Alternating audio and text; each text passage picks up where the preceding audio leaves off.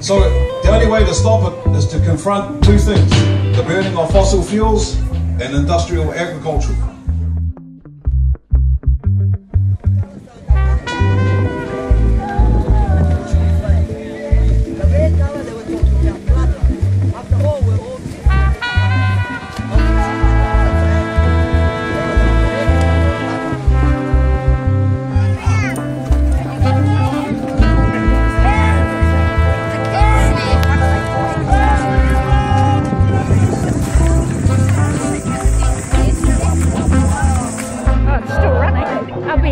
Running all the way through.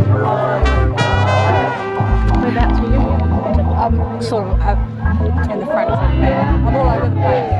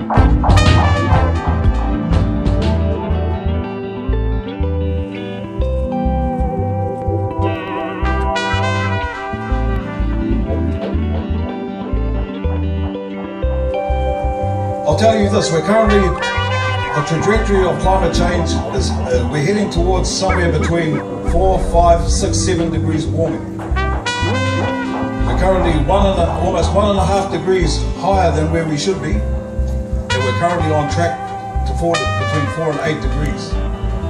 At that level, human existence will cease to be.